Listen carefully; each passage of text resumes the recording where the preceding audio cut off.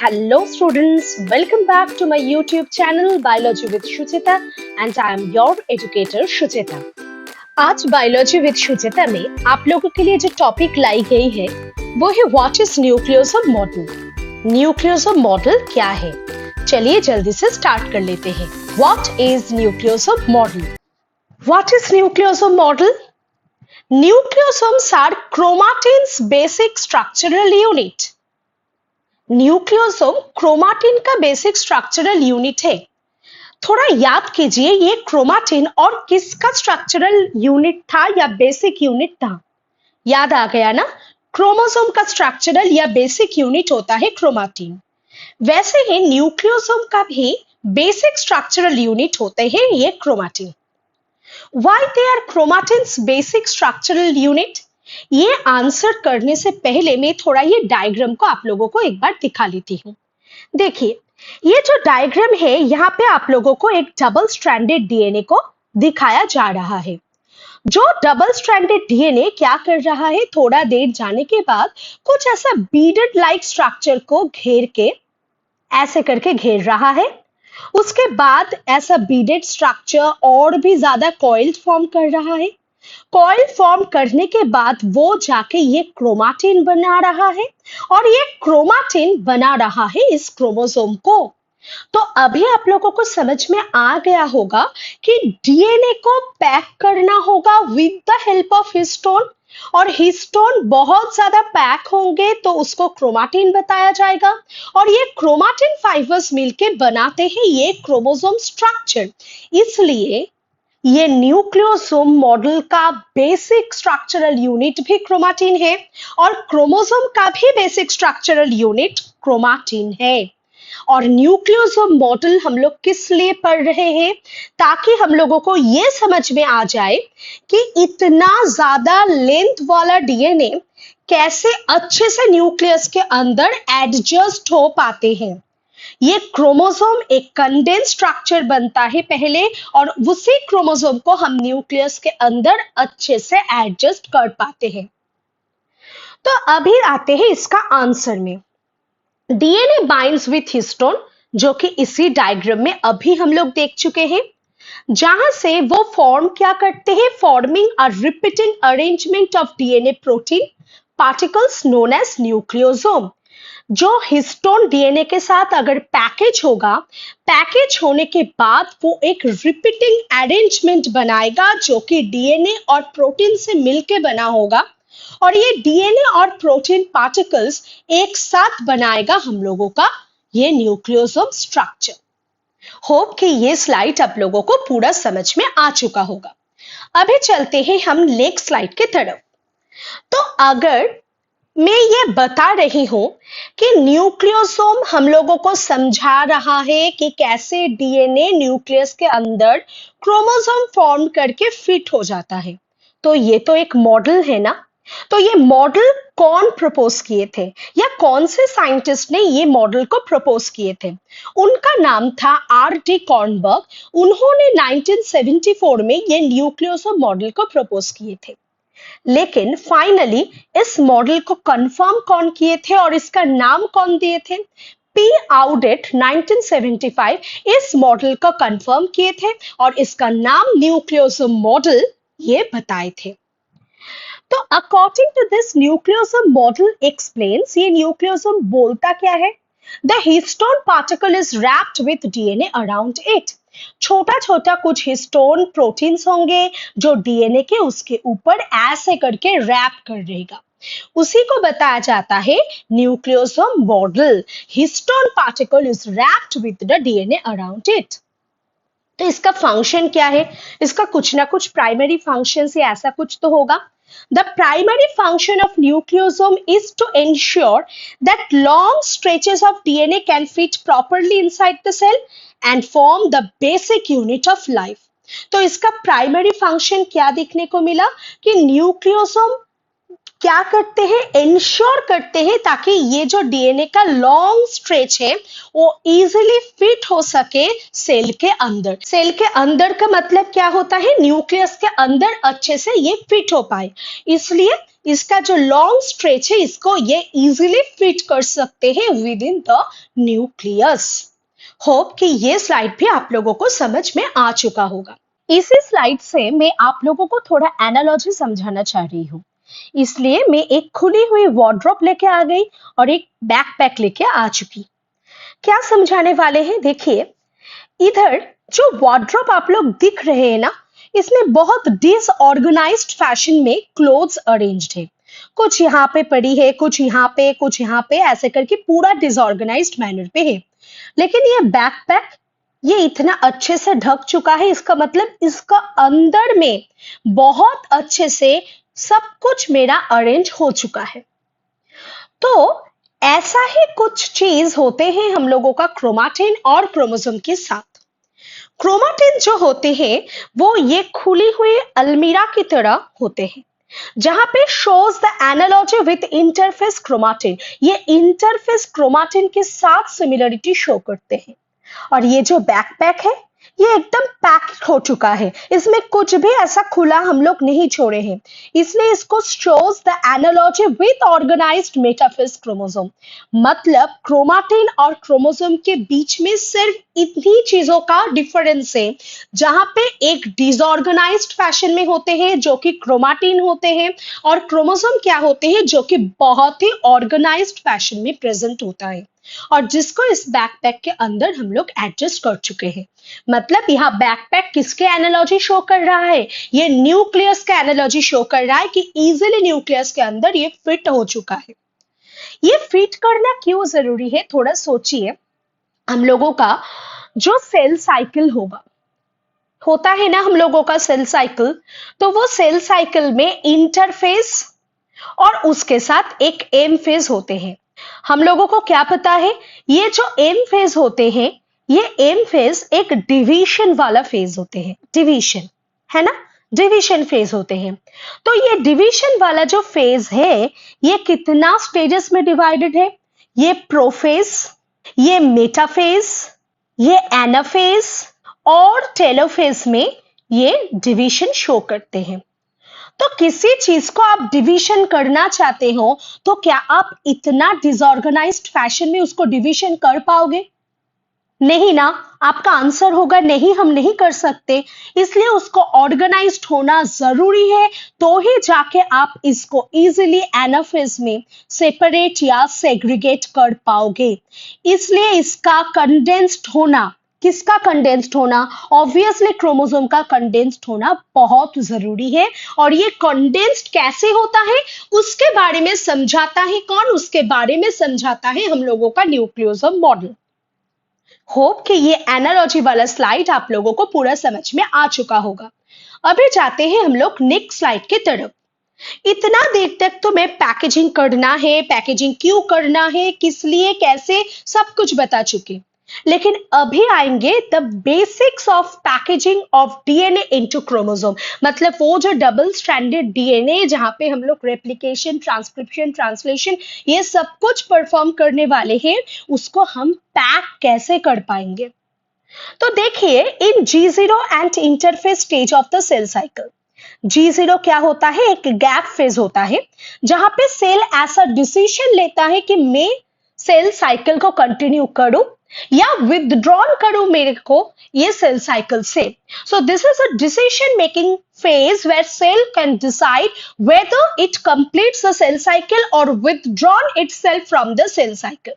तो ये इंटरफेस में क्या डिसीजन लेती है कि DNA exist as a nucleoprotein complex. In this G0 phase nucleoprotein complex की तरह ये डीएनए एग्जिस्ट करते हैं, जहां पे डीएनए के साथ साथ थोड़ा बहुत हिस्टोन्स प्रोटीन आ चुके होते हैं या आ जाते हैं।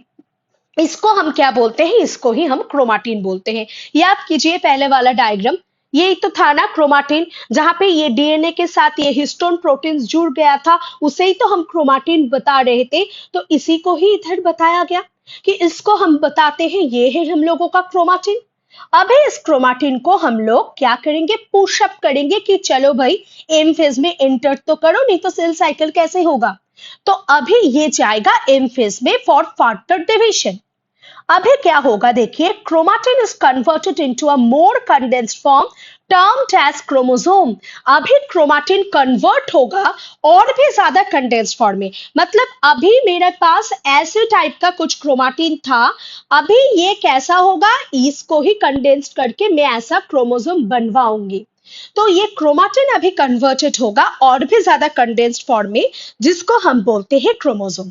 तो ये होगा बेसिक्स ऑफ पैकेजिंग की, इसी टाइप पे पैकेजिंग कंटिन्यूड होगा।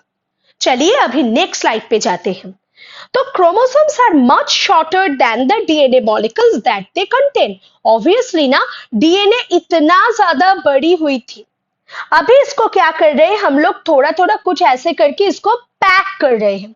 अगर पैक करेंगे तो ये जाके क्या हो जाएगा, ये जाके छोटा हो जाएगा, है ना, ताकि ये न्यूक्लियस के अंदर अच्छे से फिट हो पाए। तो इसलिए ये जिस डीएनए को कंटेन कर रहा है उससे बहुत ही शॉर्टर होगा ये क्रोमोसोम। इसको ही इधर बताया गया, ये बहुत इंपॉर्टेंट पॉइंट है। अभी आते हैं नेक्स्ट पॉइंट पे। A highly organized packaging system is therefore needed to fit a DNA molecule into its chromosome. तो बहुत ही ज्यादा अगर ऑर्गेनाइज्ड मैनर में इसको रिप्रेजेंट करती हूँ तभी जाके मेरा क्रोमोसोम बनेगा। मतलब एक क्रोमोसोम के अंदर मेरा बहुत सारा डीएनए पोर्शन ऐसे कंडेंस्ड करके रखी गई है ना। चलिए अभी चलते हैं नेक्स्ट स्लाइड पे। तो अभी तक मैं तो इतना कुछ बताते आई हूं कि डीएनए के साथ कुछ ना कुछ प्रोटीन होगा। तो अभी देखते हैं ये प्रोटीन्स क्या क्या होते हैं जो कि रिस्पॉन्सिबल होते हैं डीएनए पैकेजिंग के लिए। देखिए, proteins responsible for DNA packaging, what are they? The proteins that bind the DNA to form eukaryotic chromatin and chromosome are divided into two general classes. तो ये जो प्रोटीन होते हैं जो डीएनए के साथ बाइंड करके रखता है, इसको दो जनरल क्लासेस में हम लोग डिवाइड कर सकते हैं। एक को माना जाता है हिस्टोन प्रोटीन, दूसरे को माना जाता है नॉन हिस्टोन प्रोटीन्स। तो क्या बताया गया, एक होगा हिस्टोन, दूसरा होंगे नॉन हिस्टोन्स। हिस्टोन्स का मतलब देखिए, इधर H2A, H2B, H3, H4, H1, जहां से भी H से रिप्रेजेंट किया गया प्रोटीन्स आप लोगों को दिखेगा, आप लोग एकदम समझ जाना कि ये होगा हम लोगों का हिस्टोन प्रोटीन्स। तो ये तो गया हिस्टोन्स। अभी नॉन हिस्टोन्स कौन कौन होंगे? देखिए, इधर कुछ ग्रीन ग्रीन कलर का आप लोगों को दिखाया जा रहा है, देख पा रहे हैं ना आप सब? तो इसको बताया जाता है नॉन हिस्टोन प्रोटीन्स। मतलब H से जिस भी प्रोटीन को लिखा जाएगा वो होगा हिस्टोन, और जिसको H से रिप्रेजेंट नहीं किया जाएगा वो होगा नॉन हिस्टोन प्रोटीन्स। नेक्स्ट अभी आते हैं ये हिस्टोन प्रोटीन्स। इसको क्यों इतना इंपॉर्टेंस हम लोग दे रहे हैं, इसका प्रॉपर्टीज क्या क्या होते हैं? देखिए, histones are small basic proteins. ये सब कुछ बेसिक प्रोटीन्स होते हैं, basic. Why they are basic proteins? Because they made up of arginine and lysine molecules. What are arginine and lysine molecules? ये arginine और lysine molecules क्या है? ये दोनों अमाइनो एसिड्स है। किस टाइप का अमाइनो एसिड्स है? ये दोनों बेसिक अमाइनो एसिड्स है। कैसे समझ गए कि ये दोनों बेसिक अमाइनो एसिड्स होंगे? क्योंकि इसके ऊपर पॉजिटिव चार्जेस पाई जाती है। जिस भी अमाइनो एसिड्स के ऊपर पॉजिटिव चार्जेस देखने को मिलेंगे उसको आप लोग बेसिक अमाइनो एसिड्स के नाम से जानेंगे, ठीक है ना। तो अभी हिस्टोन्स के ऊपर ये आर्जिनिन और लाइसिन प्रेजेंट होते हैं जो कि बेसिक अमाइनो एसिड्स है, इसलिए हिस्टोन प्रोटीन्स भी बेसिक प्रोटीन माने जाते हैं। अभी और एक इंफॉर्मेशन आप लोगों को देने वाले हैं हम। जो डीएनए होते हैं हम लोगों का, डीएनए का बैकबोन क्या होता है? डीएनए का बैकबोन होते हैं शुगर और फॉस्फेट का बैकबोन होते हैं ना। डीएनए का क्या क्या बैकबोन होते हैं? शुगर एंड फॉस्फेट बैकबोन होते हैं। तो ये जो फॉस्फेट है, ऐसा होता है ना फॉस्फेट, तो ये फॉस्फेट क्या होते हैं? ये नेगेटिवली चार्ज डोनेट करते हैं डीएनए को, इसलिए डीएनए होते हैं एसिडिक और ये हिस्टोन्स प्रोटीन होते हैं बेसिक। हम लोग क्या जानते हैं, हम लोगों का फिजिक्स कंसेप्ट क्या बताती है कि positive and negative charges attracts each other. तो इसलिए हिस्टोन्स होंगे पॉजिटिव और डीएनए होंगे नेगेटिव, एक दूसरे को अट्रैक्ट करेंगे, इसीलिए इन दोनों के बीच अच्छे से बनती है और इन दोनों के बीच अच्छे से एक beads on a string structure या अच्छे से न्यूक्लियोसोम स्ट्रक्चर, कुछ भी आप बोलिए, वो फॉर्म हो जाता है। ठीक है ना। तो अभी देखते हैं, this proteins are further classified as replication dependent histones and replication independent histones. मतलब अभी जो हिस्टोन प्रोटीन हम लोग पढ़ चुके हैं, उसे हिस्टोन प्रोटीन्स का दोनों टाइप दिखने को मिलते हैं। एक होते हैं रेप्लिकेशन डिपेंडेंट, दूसरे होते हैं रेप्लिकेशन इंडिपेंडेंट। तो फर्स्ट हम लोग देख लेते हैं replication dependent histones. H1, H2A, H2B, H3, H4। मतलब जितना भी हिस्टोन्स पैकेजिंग के लिए रिस्पॉन्सिबल होते हैं, ऑलमोस्ट ऑल सारे ही रेप्लिकेशन डिपेंडेंट हिस्टोन्स के अंदर आते हैं। This are common replication dependent histones. समझाया गया आप लोगों को। ये सभी क्या करते हैं, पैकेजिंग के लिए भी रिस्पॉन्सिबल होते हैं, और ये सभी रेप्लिकेशन डिपेंडेंट हिस्टोन्स के हिसाब से माने जाते हैं। They are synthesize during S phase. कब सिंथेसाइज होती है, सेल साइकिल के एस फेज में, मतलब सिंथेसिस फेज में, जब डीएनए का रेप्लिकेशन होता है तभी हिस्टोन प्रोटीन का भी सिंथेसिस होता है। Among them H3 and H4 are the most conserved। मतलब H3 और H4 को छोड़ के बाकी दोनों या तीनों वो ज्यादा कंजर्व्ड नहीं होते, लेकिन H3, H4 ये दोनों बहुत हाईली सेंसिटिव प्रोटीन्स में से आते हैं और ये दोनों कंजर्व्ड भी होते हैं। अभी चलते हैं नेक्स्ट पॉइंट्स पे। H1 histone show variation between species. मतलब एक और अलग से स्पीसीज में इसका वेरिएशंस डिफरेंट होते हैं। Mammals contain 8 histones H1 subtype, और मैमल्स में भी इसका बहुत सारे सबटाइप्स देखने को मिलते हैं। कितना subtypes, 8 histone subtypes. One isoform of H1 histone is H5, found only in avian erythrocytes।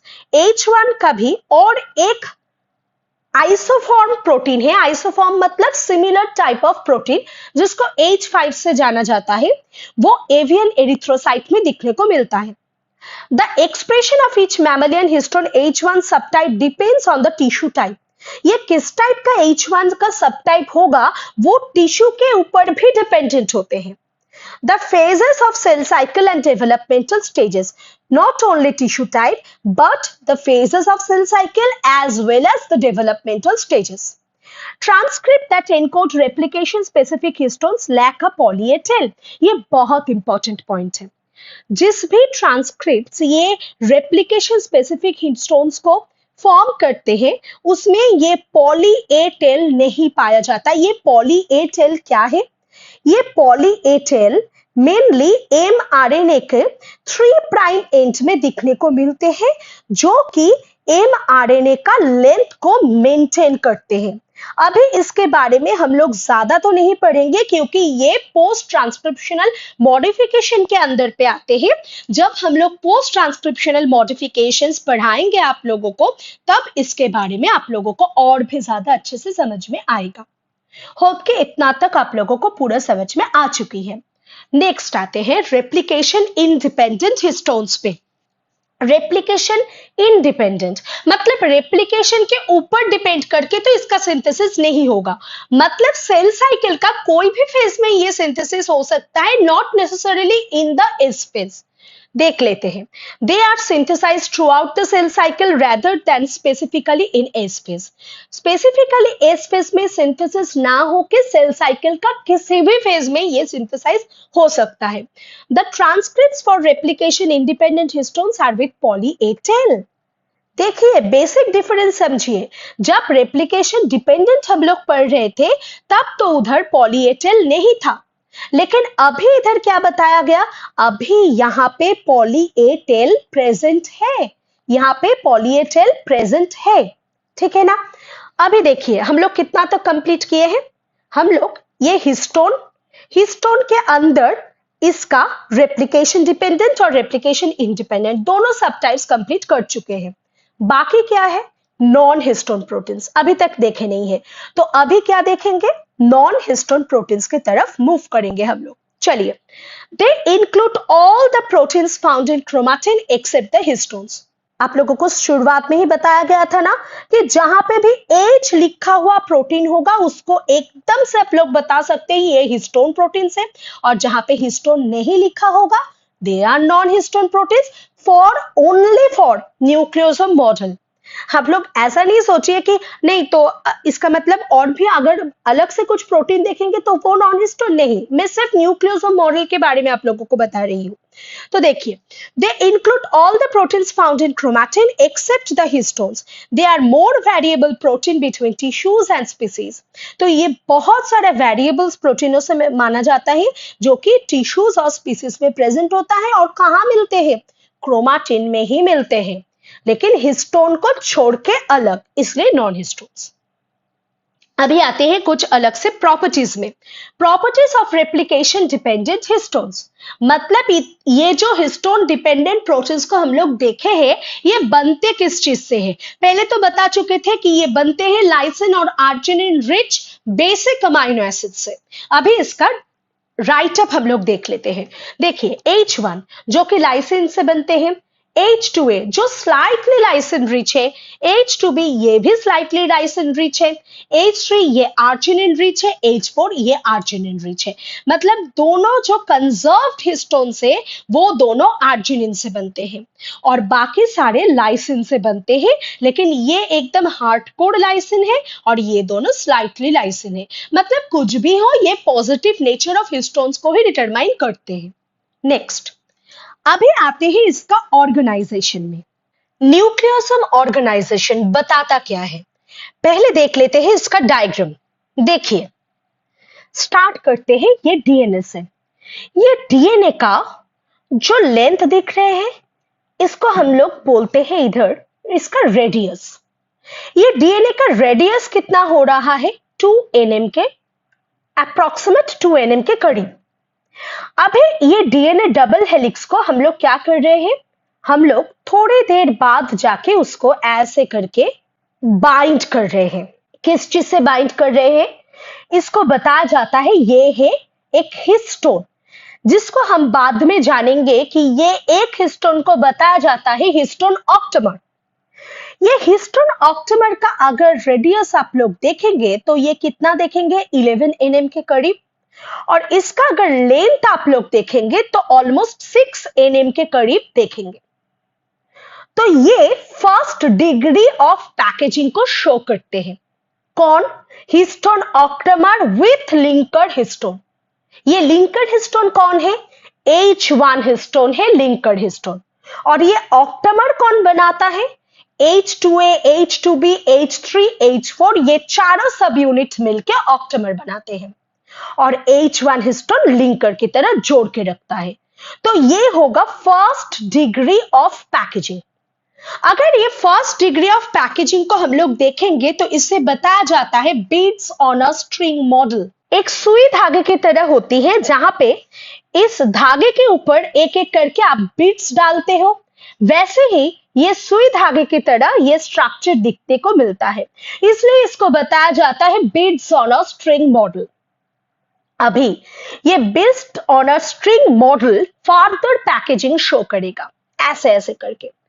इसका रेडियस या इसका जो लेंथ होगा उसको बताया जाता है 30 nm। यहां पे हम लोग दो टाइप का मॉडल देखेंगे, आगे आएगा वो सब। उसके बाद ये और भी ज्यादा अरेंज होगा, और भी ज्यादा पैकेजिंग होगा और इसका लेंथ होगा 300 nm के करीब। उसके बाद ये और भी ज्यादा पैकेजिंग करेगा, करने के बाद ये इसको बताया जाएगा 700 nm फाइबर।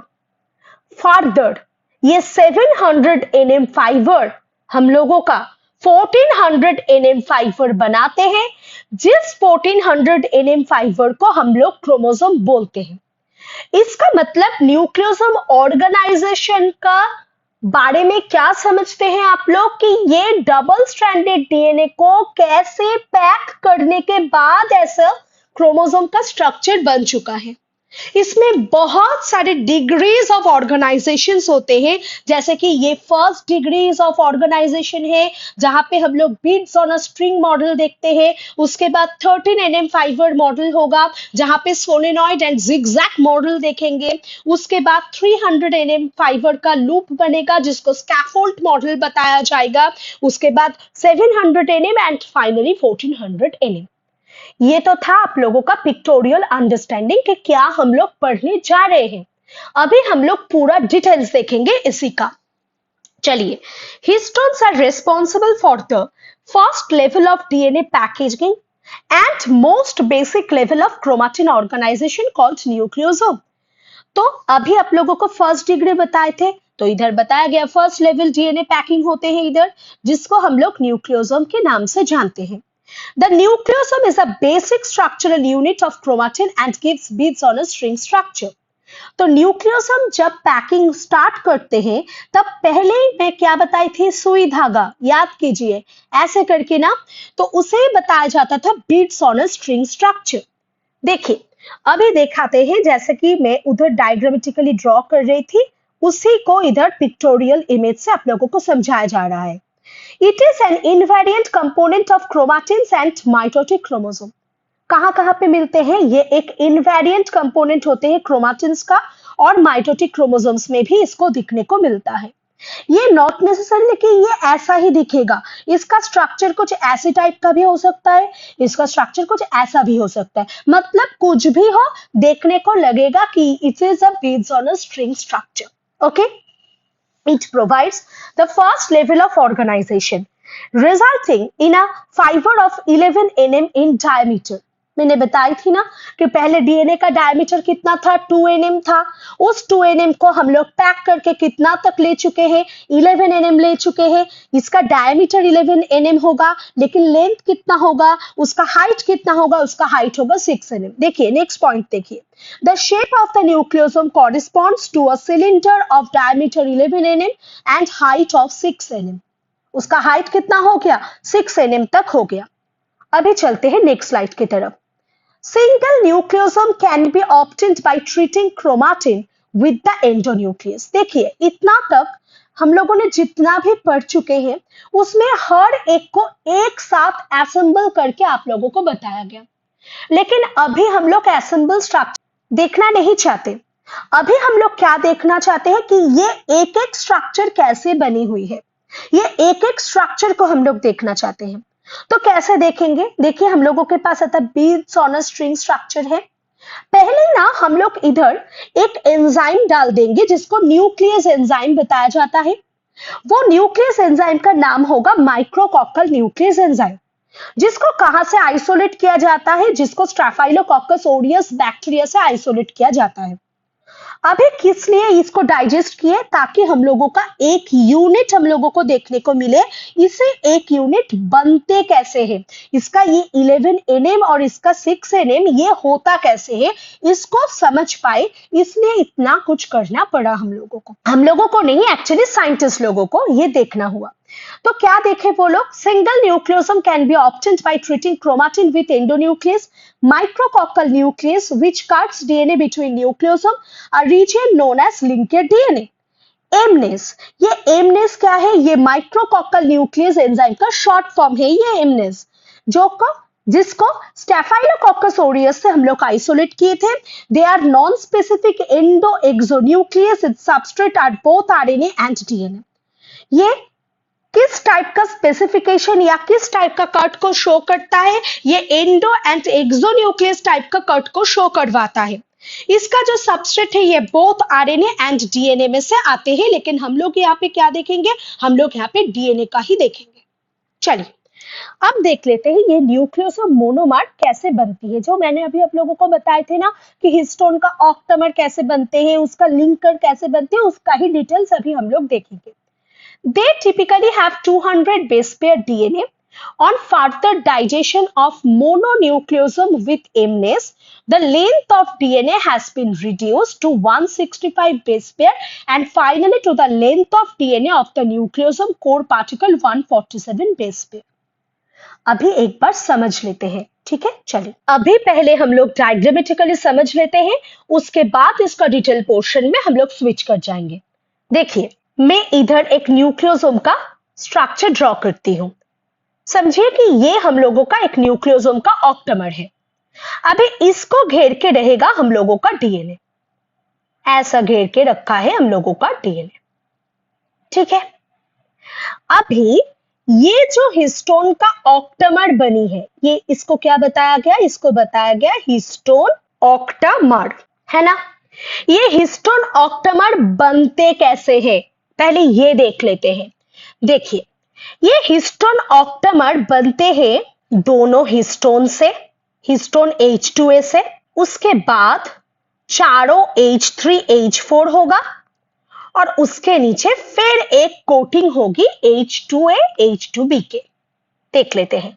देखिए, ये है H2A हिस्टोन, ये है H2B हिस्टोन, ये भी है H2A हिस्टोन, ये भी है H2B हिस्टोन, और उसी का बीच में ये जो पोर्शन है ना, ये एक है H3, ये है H4, सेम में ये है H3, ये है H4। इसका मतलब ये H3H4 एक साथ मिलके टेट्रामर बनाते हैं, टेट्रामर। और ये जो H2A और H2B एक साथ मिलके डाइमर बनाते हैं। क्या बनाते हैं? डाइमर बनाते हैं। और ये दोनों डाइमर बनाने, मतलब डाइमर का मतलब H2A H2B ये एक डाइमर, और ये H2A H2B ये दोनों एक डाइमर, है ना। तो टोटल काउंट कीजिए, 1 2 3 4 5 6 7 8। तो टोटल क्या बन चुका? टोटल बन चुका, ये टोटल है हिस्टोन ऑक्टामर, ये है हिस्टोन ऑक्टामर। ठीक है। अभी ये हिस्टोन ऑक्टामर पे कौन रैप अराउंड करेगा? डीएनए रैप करेगा। कैसे? ऐसे करके। कौन से पोजीशन से? H3 H4 के पोजीशन से ऐसे करके रैप किया है। कितना टर्न से ये रैप करेगा? इसका टर्न होगा 1.65 टर्न। कितना टर्न से ये रैप कर रहा है? 1.65 टर्न, है ना। अभी देख लेते हैं। तो हिस्टोन ऑक्टामर हो गया। अभी देख लेते हैं 1.65। लेकिन इधर पे देखिए, कहीं पे भी मैंने H1 हिस्टोन्स के बारे में नहीं बताया। कहां गई ये? Actually histone H1 is not the part of the histone octamer. ये ऑक्टामर की पार्ट नहीं है। ये किसका पार्ट है? ये लिंकर हिस्टोन के नाम से माना जाता है। तो अभी देख लेते हैं, पहले इसका काम देख लेते हैं, उसके बाद देख लेते हैं ये काम कैसे करते हैं, है ना। चलिए, ये है हम लोगों का फिर से एक हिस्टोन। इसको रैप करके रखेगा हम लोगों का डीएनए। ऐसे करके डीएनए इसको पैक की है, जिसको हम लोग देख नहीं पा रहे हैं कि इसका पीछे से कैसे वो रैप की है, और इसका सामने से ऐसे आके H1 हिस्टोन इसको सील कर रहा है। कौन से पोर्शन को? सामने वाले पोर्शन को। तो ये इसका नाम क्या है? यही है हम लोगों का H1 हिस्टोन, जो कि लिंकर डीएनए के पास में प्रेजेंट होते हैं। ये लिंकर डीएनए कौन सी चीज है? चलिए देख लेते हैं। देखिए, ये एक histone octamer, this is another histone octamer. इन दोनों के बीच कौन कवर करके रखेगा? डीएनए कवर करके रखेगा। ऐसे करके एक डीएनए कवर कर रहा है, फिर ये कंटिन्यूड हो रहा है ऐसे करके। ये जो बीच का डीएनए है, इस बीच वाले डीएनए को हम लोग बोलते हैं लिंकर डीएनए। ठीक है ना। ये बीच वाले डीएनए को हम लोग बोलते हैं लिंकर डीएनए। और ये बीच का पोर्शन कौन ऑक्युपाई करके रखता है? अभी इसको ऑक्युपाई करके रखते हैं H1 हिस्टोन्स। इसको ऑक्युपाई करके रखता है H1 हिस्टोन्स। ठीक है ना। चलिए, तो इसका एक जिस्ट देख लेते हैं। तो हिस्टोन ऑक्टामर बनती कैसे है? हिस्टोन ऑक्टामर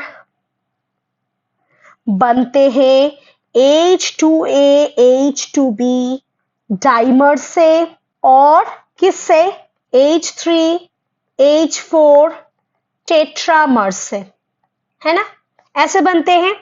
और H1 हिस्टोन क्या काम करते हैं?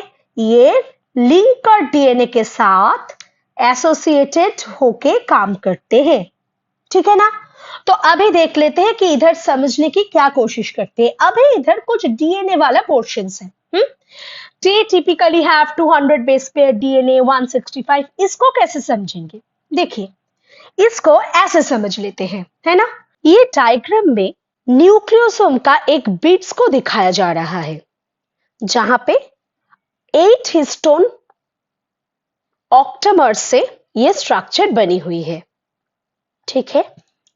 अभी इसको घेर के रखा है एक डीएनए। जिस डीएनए का कितना टर्न इस बीट्स को घेर के रखा है? 1.65 टर्न इसको घेर के रखा है। इसका मतलब ये ऑक्टामर को घेर के कितना पोर्शन ऑफ डीएनए प्रेजेंट रह सकता है? 147 बेस पेयर ऑफ डीएनए इसको घेर के रखता है। अभी इसके साथ थोड़ा लिंकर का पोर्शन ऐड कर दीजिए, लिंकर डीएनए का पोर्शन, जैसे कि इधर 20 बेस पेयर को दिखा रहा है। अगर इसको ऐड कर देंगे 147 बेस पेयर के अंदर तो कितना हो जाएगा? ये हो जाएगा 167 बेस पेयर।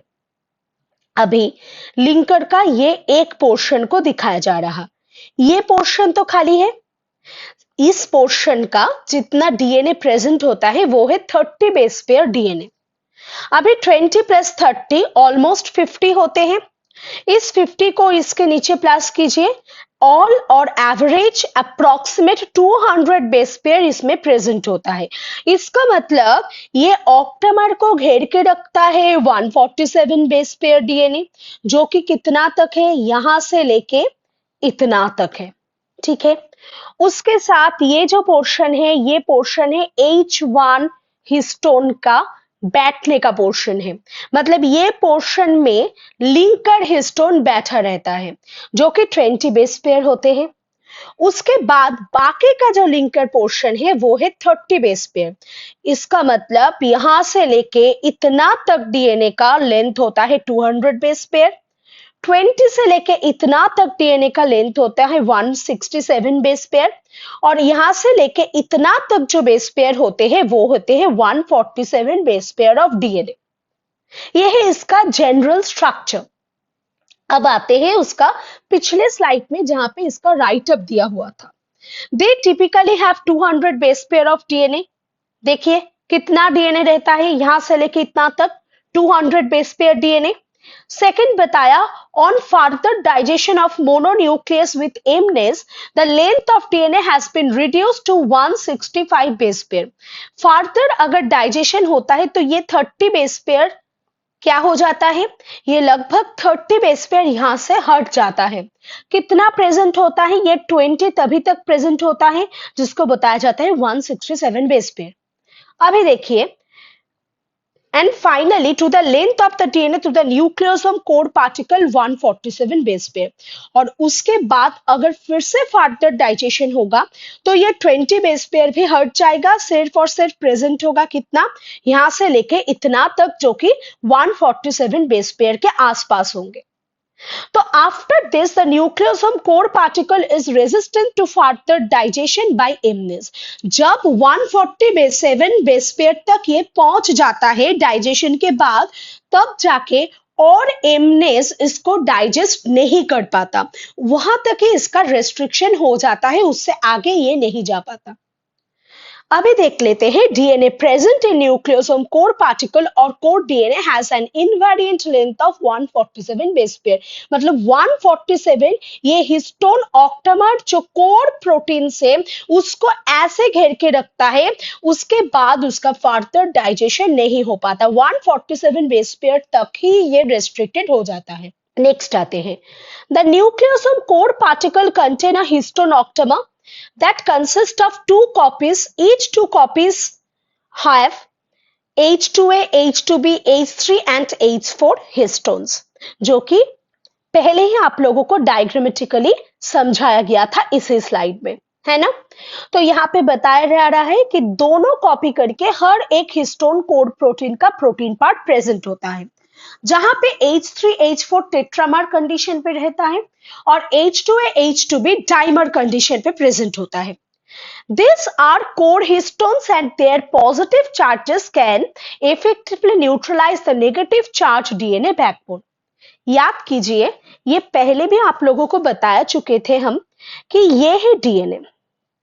डीएनए पे शुगर, फॉस्फेट,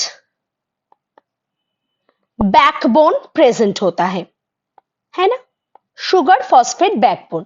लेकिन ये फॉस्फेट प्रेजेंट होने के लिए ये नेगेटिव चार्ज के हिसाब से माना जाता है। ये होता है नेगेटिव चार्ज। कौन? हम लोगों का डीएनए। और हिस्टोन पे क्या होता है? हिस्टोन में लाइसिन और आर्जिनिन दोनों बेसिक एमाइनो एसिड्स प्रेजेंट होते हैं। जिस एमाइनो एसिड का प्रेजेंट होने के लिए ये पॉजिटिव चार्ज होते हैं, पॉजिटिव चार्ज होता है हिस्टोन्स में। तो हम लोगों को क्या पता है? Positive charge attracts negative charge as well as negative charge attracts a positive charge। तो ऐसे करके पैकेजिंग होते हैं। तो यहाँ पे भी बताया गया कि these are core histones and their positive charges can effectively neutralize the negatively charged backbone। ये जो पॉजिटिव चार्ज है ये नेगेटिव चार्ज बैकबोन को क्या करते हैं? न्यूट्रलाइज करते हैं, है ना? नेक्स्ट चलते हैं। The 8 protein form a barrel-shaped core octamer with the DNA wound around the outside that is 1.65 turn। याद कीजिए कितना टर्न था? ये जो टर्न था कितना टर्न था? 1.65 टर्न था। तो यही बताया गया इधर कि ऑक्टामर को घेर के जो डीएनए प्रेजेंट होते हैं वो कितना टर्न पे प्रेजेंट होते हैं? वो आउटसाइड पे प्रेजेंट होते हैं, बाहरी लेयर में प्रेजेंट होते हैं और उसका टर्न होता है 1.65। Each of the core histone has histone fold domain and a flexible N-terminal tail। ये जो एक एक कोर हिस्टोन है इसमें हिस्टोन फोल्ड डोमेन भी प्रेजेंट होते हैं और फ्लेक्सिबल N-terminal टेल भी प्रेजेंट होते हैं। Each nucleosome is separated by 50 to 70 base pair of linker DNA। तो एक एक न्यूक्लियोसोम के अंदर कितना लिंकर डीएनए प्रेजेंट होता है? 50 to 70। याद कीजिए इधर भी दिखाया गया था, इधर 20 इधर 30। कौन सा पोर्शन है लिंकर का? ये देखिए ये है लिंकर डीएनए। दोनों ऑक्टामर के बीच में जो कनेक्टिविटी मेंटेन करके रखवाता है वो होता है लिंकर डीएनए। तो ये लिंकर डीएनए का कितना बेस पेयर प्रेजेंट होगा? इसमें 50 to 70 base pair DNA present होंगे, है ना? देखिए यही तो बताया गया इधर, 50 to 70 base pair of linker DNA. तो इस लिंकर डीएनए के ऊपर वो जो 20 बेस पेयर साइट था उसके ऊपर एक हिस्टोन पाए जाते हैं जिसको बताया जाता है H1 हिस्टोन। ये H1 हिस्टोन को बताया जाता है लिंकर हिस्टोन क्योंकि वो लिंकर डीएनए के ऊपर प्रेजेंट होते हैं, है ना? तो H1 हिस्टोन जिसको लिंकर हिस्टोन बताया जाता है। Next, H1 histone of linker histone may lie at the point where DNA enters and leaves the nucleosome। क्या बताया? H1 कहां पे प्रेजेंट होगा? डीएनए जहां पे एंटर और एग्जिट दोनों करेगा। एक बार डायग्रामेटिकली देख लेते हैं। देखिए कहां पे? ये देखिए ये शायद एंट्री और ये शायद एग्जिट। ये एंट्री और एग्जिट दोनों साइड को जोड़ने का काम कौन कर रहा है? ये H1 हिस्टोन। देखिए यही तो बताया गया आप लोगों को कि H1 हिस्टोन काम क्या करता है? H1 हिस्टोन दोनों साइड डीएनए जहां से एंटर करता है जहां से एग्जिट करती है वो दोनों साइड को जोड़ के रखने का काम करता है। H1 हिस्टोन ये स्मॉल और पॉजिटिवली चार्ज प्रोटीन से। The role of H1 is different from that of the core histone। Core histone जो कि H2A, H2B, H3, H4 था उसके हिसाब से H1 का फंक्शन थोड़ा अलग है। क्यों? क्योंकि H1 can be removed without affecting the structure of the nucleosome। अगर H1 को आप लोग हटा दोगे न्यूक्लियोसोम मॉडल के अंदर से या एंट्री और एग्जिट साइड से तो ये ऑक्टामेरिक स्ट्रक्चर को कभी भी अफेक्ट नहीं करेगा। ऑक्टामेरिक स्ट्रक्चर जैसे प्रेजेंट है वैसा ही रहेगा। H1 is retained on the nucleosome monomer that have at least 165 base pair of DNA क्योंकि याद कीजिए वो 147 जो कि एकदम nascent डीएनए के हिसाब से प्रेजेंट रहता था जिसको आप लोग नहीं हटा पाओगे और उसके साथ 20 बेस पेयर को अगर ऐड कर देते हो तो ये 20 बेस पेयर क्या शो करता है? वो H1 की साइट को शो करता है ना? तो इसलिए अगर H1 रिटेन होगा स्ट्रक्चर में, तो डीएनए का लेंथ हो जाएगा 165 base pair, but does not bind to the 147 base pair core particle. ये 147 बेस पेयर कोर पार्टिकल में कभी भी प्रेजेंट नहीं होगा। अभी स्टार्ट करते हैं chromatosome and histone chaperone. Nucleosome that contain linker histone are referred to as chromatosome. Nucleosome जो ऑक्टामर होते हैं उसके साथ जो डीएनए होते हैं, अगर उसके साथ H1 हिस्टोन प्रेजेंट होगा तो उसे हम लोग बताते हैं chromatosome. A single linker histone is attached to each chromatosome. ये सिंगल जो लिंकर हिस्टोन होते हैं ये किसके साथ अटैच होते हैं? ईच क्रोमाटोसोम के साथ ये अटैच होते हैं। In nucleosome assembly histone binding to DNA thought to occur in two step process। ये जब न्यूक्लियोसोम के असेंबली होते हैं हिस्टोन बाइंडिंग के टाइम पे, तब दोनों स्टेप एकदम फॉलोड अप होते हैं। क्या क्या? A tetramer or two dimer of histone H3 and H4 are first deposited onto DNA। तो सबसे पहले क्या होते हैं? H3 और H4 दोनों डाइमर फॉर्म करते हैं क्योंकि ये दोनों कंजर्व प्रोटीनों में से आते हैं, है ना? तो पहले क्या होगा? H3 H4 ये चारों ऐसे टेट्रामर फॉर्म करेंगे। उसके ऊपर प्रेजेंट होंगे H2A H2B, सेम वैसे इसका नीचे भी होगा H2A एंड H2B। ऐसे करके ये क्या बनाएगा? ये ऑक्टामर को फॉर्म करेगा। जैसे कि इधर लिखा गया है कि फर्स्ट डिपॉजिटेड होता है कौन? H3 H4, then two dimers of histone H2 and H2B are deposited to yield the nucleosome core। तो फाइनली ये ऑक्टामर और न्यूक्लियोसोम कोर को बनवाता है। अभी किस में आते हैं कि nucleosome assembly proteins termed as histone chaperone. कहीं पे भी अगर आप लोगों को चैपेरोन के बारे में सुनने को मिलेगा तो याद रखना ये प्रोटीन्स को फोल्डिंग करने में हेल्प करता है।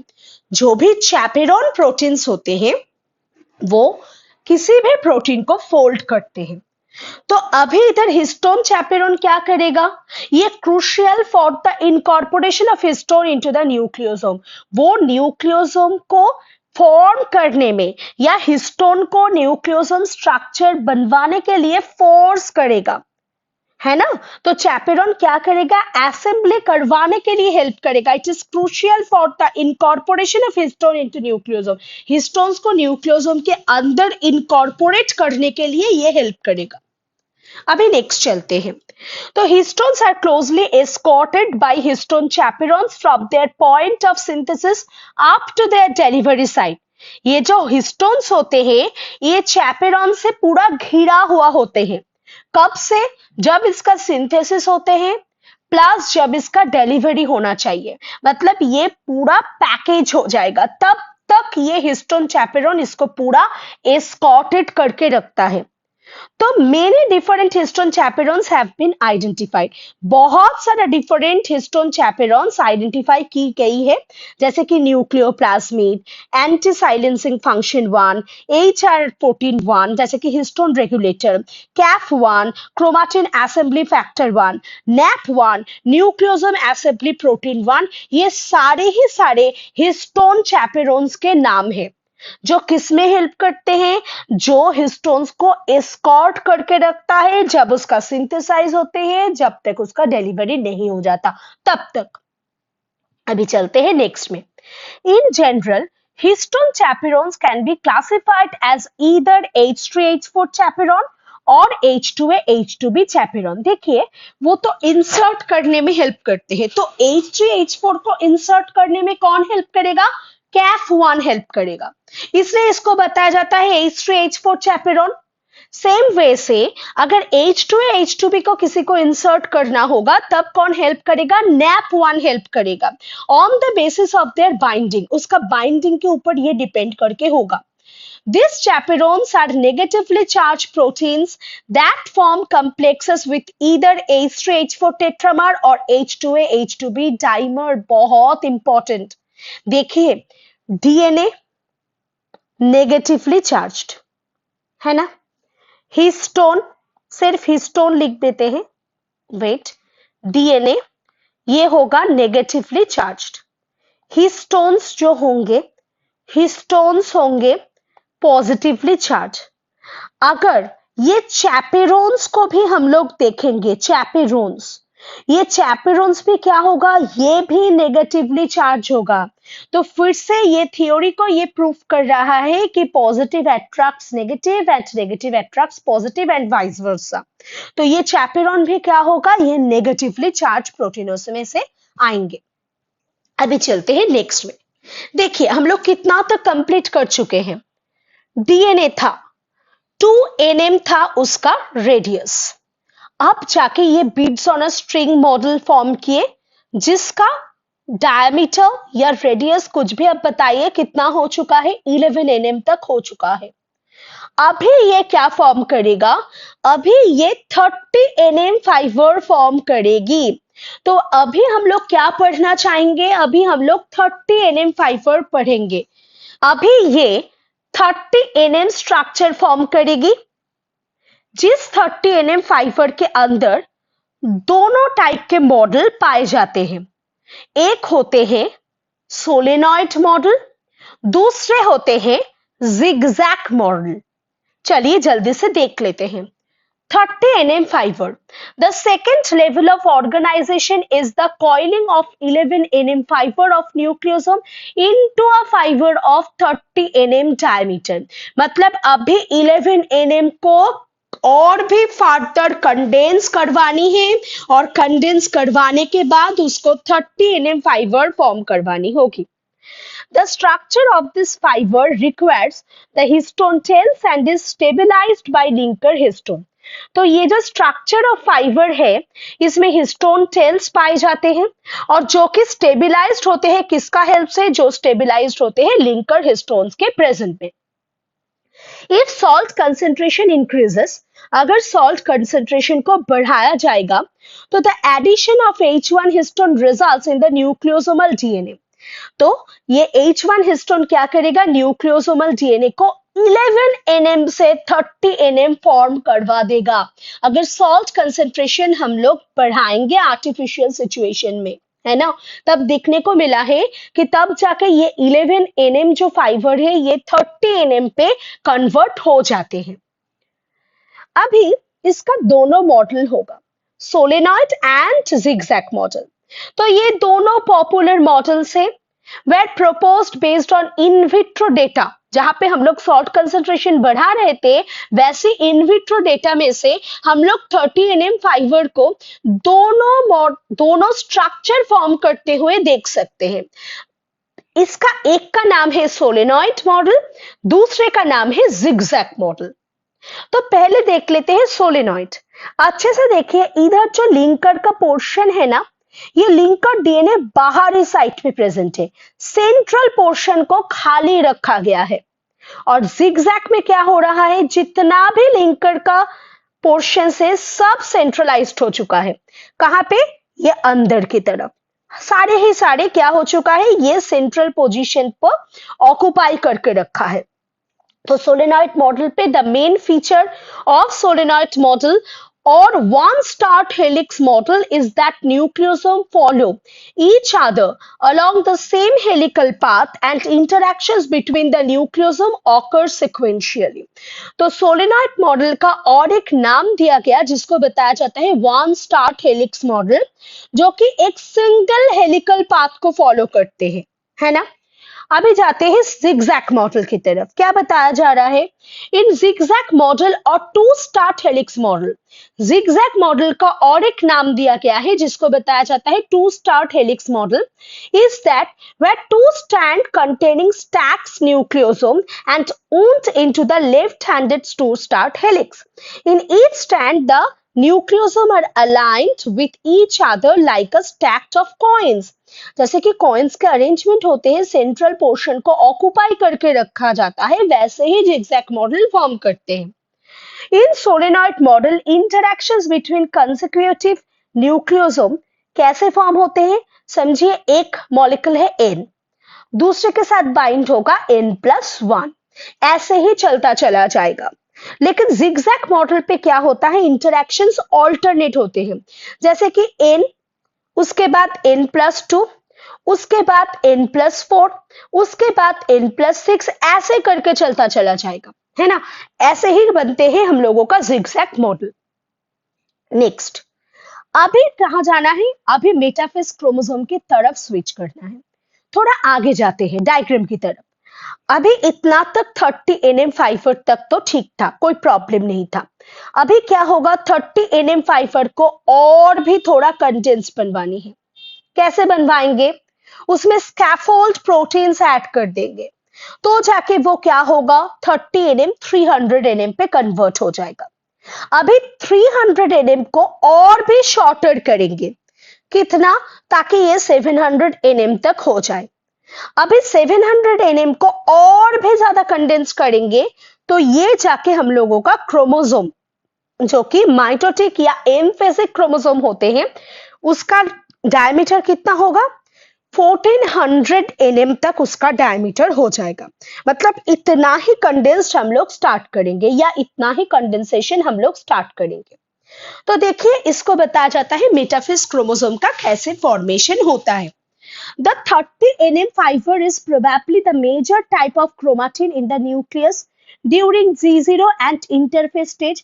याद कीजिए, जब पहले ही आप लोगों को पैकेजिंग समझाया जा रहा था, तो यही बताया गया था कि ये जो नॉर्मल स्ट्रक्चर है, ये बीड्स ऑन अ स्ट्रिंग हो या नॉर्मल क्रोमाटिन हो, कुछ भी हो, वो G0 और इंटरफेज में पाए जाते हैं। When the nucleus divides, जब न्यूक्लियस का डिवीजन करने का टाइम आते हैं, तब DNA adopts a more compact form of packaging resulting in a highly condensed metaphase chromosome। जब उसका डिवीजन का टाइम आते हैं, तब जाके ये डीएनए और भी कंडेंस्ड हो जाते हैं, और भी कंडेंस्ड होने के बाद वो ये ऐसे क्रोमोसोम बनवा लेते हैं, है ना, जिसे हम मेटाफेज क्रोमोसोम के नाम से जानते हैं। अभी देखिए, the packaging of DNA into 11 nm fiber and the 30 nm fiber results in the compaction of the linear length of DNA about 40-fold। देखिए, ये 2 nm था, ये 11 nm था, इसको फिर से हम लोग और भी ज्यादा कंडेंस करेंगे, कितना, ये 30 nm तक लाने के लिए इसको और भी 40 फोल्ड कंडेंस करना पड़ा, तब जाके ये 30 nm फाइबर आया।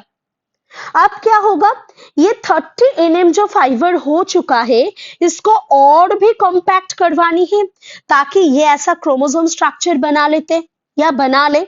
चलिए, additional folding of 30 nm fiber is required to compact DNA further। अभी 30 nm तक भी हम लोग रेस्ट नहीं लेंगे, क्या करेंगे, 30 nm को और भी फर्दर कंडेंस्ड करेंगे। Probably the 30 nm fiber forms loops of 40 to 90 kb that are held together at their base by a proteinaceous structure referred to as nucleus scaffold। देखिए, इधर येलो कलर से कुछ प्रोटीन को दिखाया गया है। ये प्रोटीन का नाम क्या है, न्यूक्लियस स्कैफोल्ड प्रोटीन। ये क्या करता है, ये 30 nm जो फाइबर था उसको और भी ज्यादा लूप बना लेता है, और 30 nm फाइबर को कन्वर्ट कर देता है 300 nm फाइबर तक, जो किसकी हेल्प से होती है, न्यूक्लियस स्कैफोल्ड की हेल्प से होती है। अभी चलते हैं नेक्स्ट पे। Nucleus scaffold consist of non histone proteins. तो देखिए, नॉन हिस्टोन प्रोटीन्स का काम के बारे में अभी जाके हम लोगों को अच्छे से पता चला। क्या देखने को आया कि जो न्यूक्लियस स्कैफोल्ड है, वो सारे ही सारे नॉन हिस्टोन प्रोटीन से बनी हुई होती है। और एक एक्स्ट्रा प्रोटीन है जो कि न्यूक्लियस स्कैफोल्ड के साथ साथ काम करते हैं, जिसको बताया जाता है कंडेंसिन। देखिए, beside histones and nucleus scaffold, condensin proteins maintain the condensed chromosome structure. क्या करता है, अगर ऐसा ही क्रोमोसोम होगा तो इसमें ऐसे करके इसको घेर के रखता है, कौन सी प्रोटीन, कंडेंसिन। आप लोगों को जब हम मॉर्फोलॉजी ऑफ क्रोमोसोम पढ़वाए थे तब वहां पे और एक प्रोटीन के बारे में आया था जो है कोहेसिन प्रोटीन, लेकिन ये अलग है, वो अलग था। कोहेसिन प्रोटीन दोनों क्रोमाटिड्स को जोड़ के रखने का काम करता था, लेकिन यहाँ पे कंडेंसिन है जो क्या करते हैं, जो कंडेंस्ड करता है क्रोमोसोम स्ट्रक्चर को।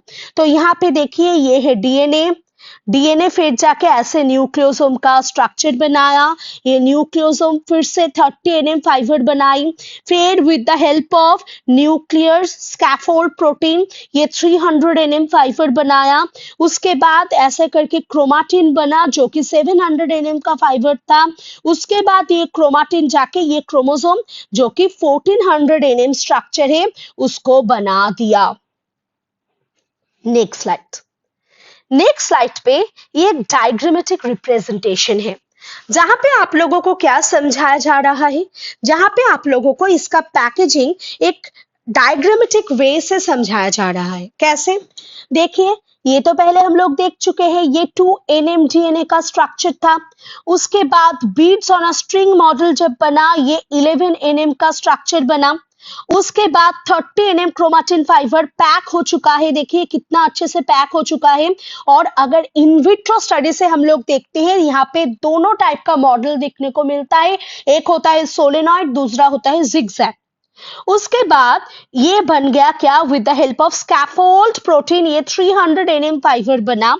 उसके बाद 300 एनएम बना दिया 700 एनएम स्ट्रक्चर जो कि कंडेंस सेक्शन ऑफ क्रोमोसोम से होता है। उसके बाद एंटायर माइटोटिक क्रोमोसोम बन चुका है। एक चीज अच्छे से देखिए, इतना तक डीएनए इतनी छोटी सी पोर्शन पे एडजस्ट हो चुका है, मतलब पैकेजिंग चल रहा है। उसके बाद 11 एनएम जो फाइबर है इतना तक जगह इतनी छोटी सी जगह पे एडजस्ट हो चुकी है। उसके बाद 30 एनएम जो स्ट्रक्चर है वो इतनी सी जगह के अंदर 300 एनएम के एडजस्ट हो चुका है। उसके बाद इतना जो 300 एनएम स्ट्रक्चर है वो इतनी सी छोटू सी जगह के अंदर एडजस्ट हो चुकी है।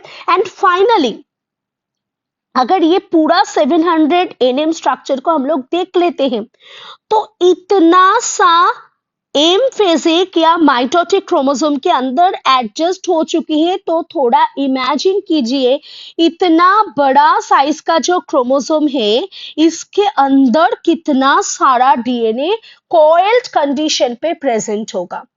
तो अल्टीमेट हम लोग क्या देख पाए कि हाँ कॉइलिंग हो चुकी है।